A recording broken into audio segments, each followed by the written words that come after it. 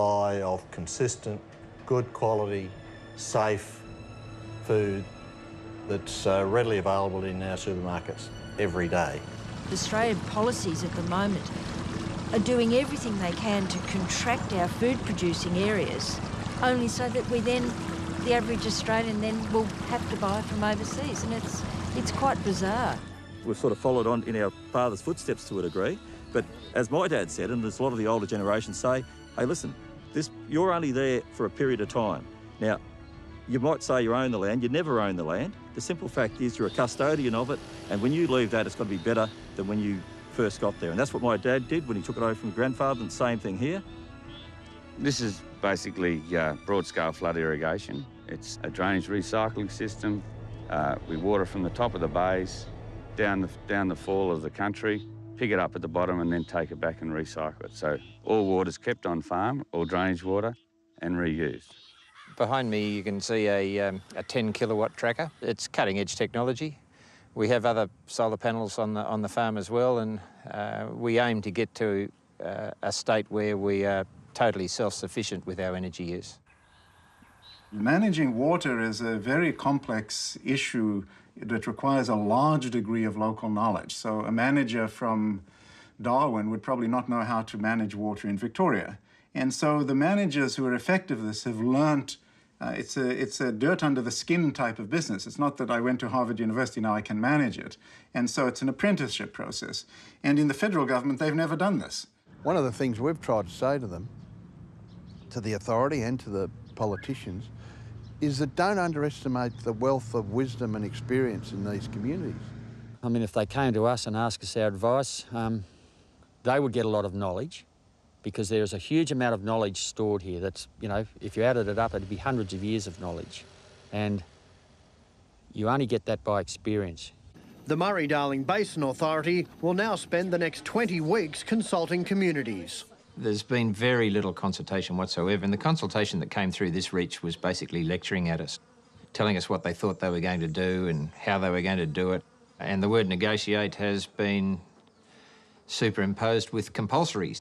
They put out this beautiful glossy brochure, putting environmental issues in front of families, people, human beings. It omitted to have anything at all to do with the human cost. You know, they might say something to you privately, and then you hear them say at a meeting, you know, in a couple of months' time to a different audience, they'll say exactly the opposite, and you think, well, why do I bother? But we are going to bother, and we are going to just keep trying to get the best result that we can possibly get. This issue has been so profound in the community's concern of its impact that there has been a resolute unity, and not only in the Murray Group of Concerned Communities, but right across the basin. Yeah, look, one of the concerns that we had as a local community, especially as far as resource management goes, is that the powers that be just aren't taking any notice of the locals that have got a bit of knowledge in the area that actually work with the environment. Locals are now wondering if there are any live fish left in the Warcool River between Barham and Swan Hill. Thousands suffocated when floodwaters from the Murray River, which turn black and toxic in wetlands, flowed into the Warcool system, removing oxygen from the water. Locals say they pleaded with the Murray-Darling Basin Authority to quickly release some of its environmental water, but instead it waited until it was too late. The MDBA have got a huge parcel of environmental water there already, and the simple fact was nobody was prepared to release it. That there's a blackwater event, that's what you actually see when the water actually does turn black. There's all the leaf litter on the side. There was just some of the holes that were just a complete mass of native fish. You know, we had just piles of them, and it was just so devastating to actually see, and we're worried that these unusual occurrences will become something that we're going to have to put up with regularly. These farmers believe the fish kill is another example of the Murray-Darling Basin Authority being out of its depth and failing to listen to locals. Spectacular, jaw-dropping, powerful, incredible.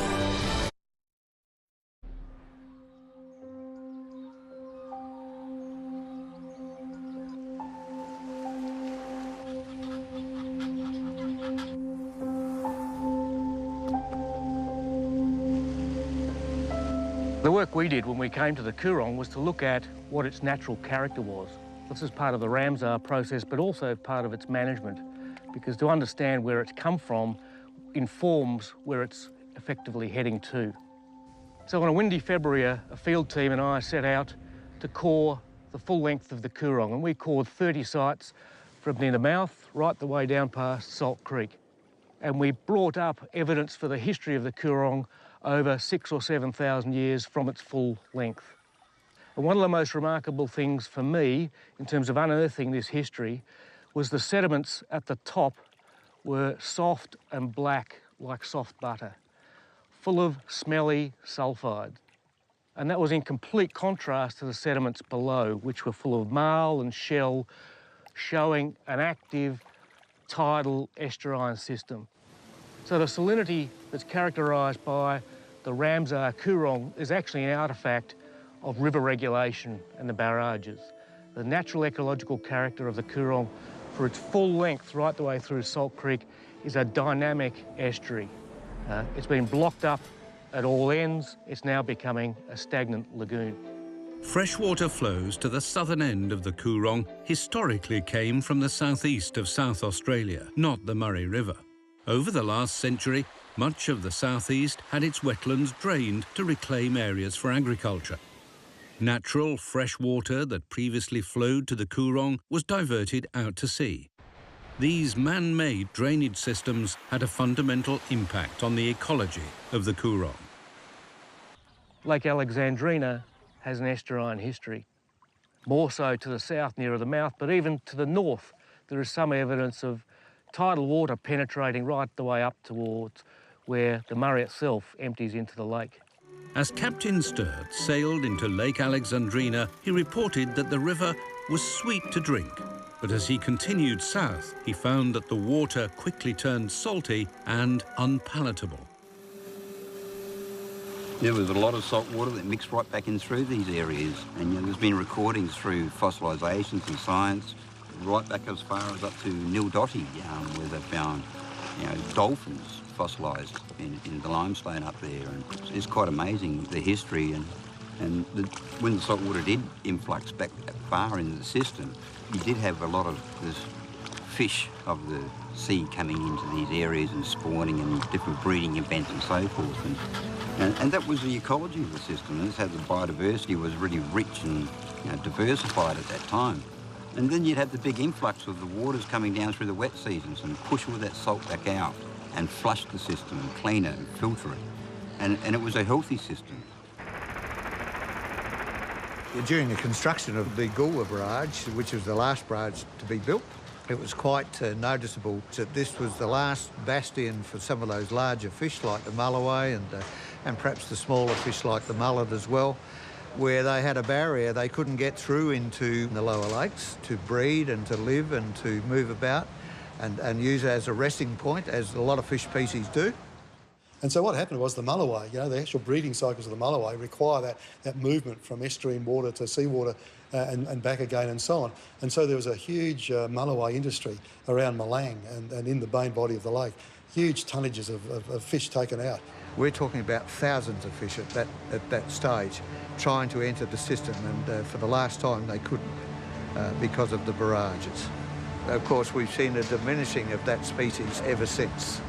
And Bird Island is in fact a product of man's folly, because simply we have not allowed the system to operate as it should in the natural sense. And it probably contains something like 1 million tonnes of sand that shouldn't be there. For the last 70 years, sand on the ocean side of the barrages has progressively built up and become a fully vegetated island. Bird Island is now impeding flows to the Coorong and Murray Mouth. Environmental flows aim to use fresh water to scour out the Murray Mouth, a task previously achieved by seawater tidal flows. Everything is And Queensland have toured the state's Coorong and Lower Lakes amid concern about the Murray-Darling Basin draft plan. Their position is based on other factors that I say are self-interest factors, more so than the position that South Australia's adopted. We look through it from a Victorian point of view, which is where what I'm saying is there needs to be balance Although salt levels in the Murray River are low, the Basin Plan sets new salinity targets in Lake Alexandrina. Retired scientist Ian Rowan has been monitoring telemetry beacons which measure salinity levels in EC units. The data he has observed raises questions about the ability to achieve such low salinity levels in the lakes. Well, at the moment the locks have to be, or some of the locks have to be open. We've got a flow of about 40 gigalitres a day flowing out to sea. So you have to expel that water. But even last night's storm has produced saline intrusions from the mouth to Twitchery and Ewe Island. And at the moment, the conductivity's risen from less than 1,000 to about 12,000 EC units upstream of Twitchery Barrage. So you can sort of see just a minor effect of the wind without the tides produces these saline intrusions. The beacons show that when the Twitchery Barrage opens to expel fresh water from the lakes, seawater moves back into the lake and reaches as far as Point Sturt within 24 hours. A few days later, it reaches Pomander Point, then travels down the channel to Clayton. Seawater from Clayton flows around Hindmarsh Island and out of the Goolwa Barrage. During southerly swells, seawater intrusions are also common when the Goolwa Barrage is open. It's quite interesting to watch, the salt water intruding up past these beacons. We were surprised first off that they even got upstream of the barrages, especially as we've had sort of flood conditions basically for the last 2 years, and then to see them go further up and right up into the lakes. When you're sort of talking about these intrusions against flows of 30, 50, 70 gigalitres a day, that is a surprise. It's going to become problematic as sea levels rise with global warming and so on, because already at high tides they have overflows. Right now with this wind there would be, along with the normal high tide, there would be a storm surge which would lift the level even higher. And so with any gates open at all, and they have a lot open at the moment because the river's running strongly, even against those strong flows you're going to get water, saline water, salinity moving back into the lake, that at estuarine situation.